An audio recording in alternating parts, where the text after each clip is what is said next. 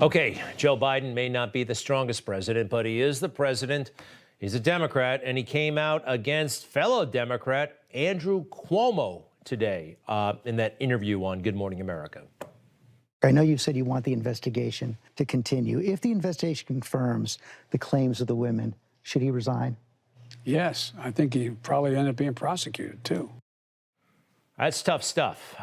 He says if it's all proven, but just going there, it does not look good for Andrew Cuomo. I want to bring in Congressman Lee Zeldin, a Republican of New York, the 1st District on Long Island.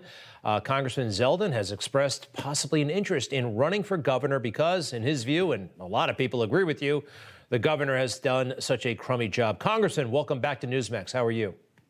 I'm doing great. It's always good to be with you. So where do things stand right now on Andrew Cuomo? I think that there may need to be more accusations to get this governor to resign. He's been making it clear in the past few days that he's not going anywhere, while even so many different Democrats are speaking up and calling for him to leave.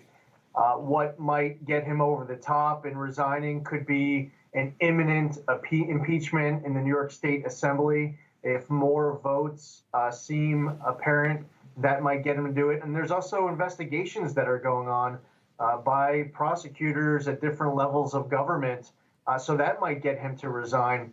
But as far as what the governor is indicating right now publicly, he says he's not going anywhere. So, by the way, if he is impeached, it's interesting. And by the way, you were a great defender of Donald Trump during impeachment. You were a hero, really, and thank you for that. But if he were to be impeached and then it goes to the Senate for a trial, technically the governor would be removed from office, at least temporarily. It would be as if Donald Trump got impeached by the House and he'd have to step down temporarily, right? You have that right. That is a big difference between what we lived through twice in Washington here in the last few years versus the system in the New York State legislature. As soon as the assembly votes to impeach, the powers would then transfer to Lieutenant Governor Kathy Hochul, former Congresswoman. She's a lieutenant governor from upstate New York, and she would be assuming the responsibilities of governor at the moment the assembly would pass an article of impeachment. So look, you're interested in running for governor. Seems like there's going to be a big opportunity. New York is an overwhelmingly Democratic place, and we've had very few Republican governors over the past century or so. Do you think you can pull it off? I am actively exploring the possibility of running next year. You bring up an interesting point. I will say that with a one-party rule in New York City, Albany, and D.C., with Democrats at every level of government, from the economy to public safety and more, doing a lot to send these levels of government and our people in the wrong direction, with taxes that are going up, public safety that's being eroded, I think that you have a lot of New Yorkers who are going to want to make a change. So with those attacks on freedoms, wallets, and safety, we are taking a serious look. But what we need is that everyone, everywhere needs to be all in order for this to happen. All right, some of the statements from the women. The governor started to ask me whether I was romantically involved and whether I am monogamous in my relationships. He asked me if I believed if age made a difference in relationships and if I ever had sex with older men. The governor said to me, "Let's play strip poker." And I should have been shocked by the crude comment, but I wasn't. This is, well, if you start talking like that in an ordinary business, you get bounced right away. You can't do it when you're the governor, can you?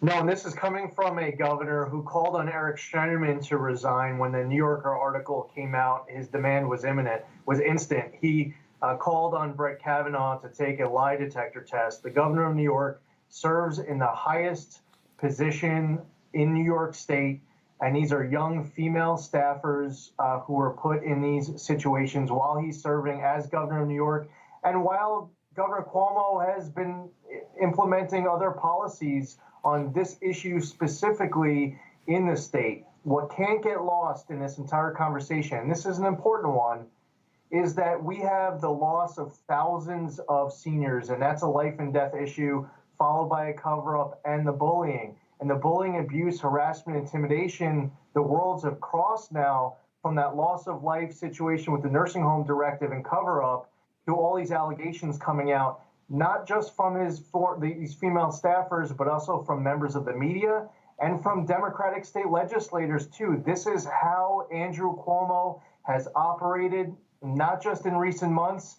This wasn't just his reputation since the beginning of time as governor of New York. This was his reputation when his father was the governor. Well, we'll see what happens to you, Congressman. Governor Zeldin, it has a ring to it. Hey, by the way, more people should be talking about you. They always talk about that Pete Buttigieg, but you were in Iraq for a significant amount of time. You deployed there, I think, in the JAG Corps. How long were you in Iraq? Well, so I was there for a few months in 2006 with the 82nd Airborne Division. It was an honor to be there. I actually continue to serve today in the Army Reserve as a lieutenant colonel. So it's been 18 years now between active duty and reserve. That is the coolest job. I enjoy serving the House of Representatives, but nothing like being surrounded by these men and women, best of the best, believing in a cause greater than themselves for love of country, flag, freedoms, Constitution, and they're still out there serving while you and I are having this conversation all across the entire world and here at home, ready to lay it all down in a moment's notice for all of us. And for you, right down the block, right down the hallway, they're still on Capitol Hill. Finally, how do you feel about that? It looks like it's being done for political optics to serve Democrats. That's my sense. What do you think? I only have a few seconds left. Fort Pelosi needs to come down. These service members need to be allowed to go home to their families, their jobs. This is political theater that needs to end. Totally agreed. Congressman Zeldin, we thank you very much. Thank you, sir. All right. Hey, I'm Rob Finnerty. Thanks for watching. If you enjoyed this video, please join the conversation in the comments below. Don't forget to subscribe, too. Hit the bell icon to be alerted to breaking news. And remember, there's a whole lot more on Newsmax TV, America's fastest growing cable news network. Newsmax TV, we're real news for real people.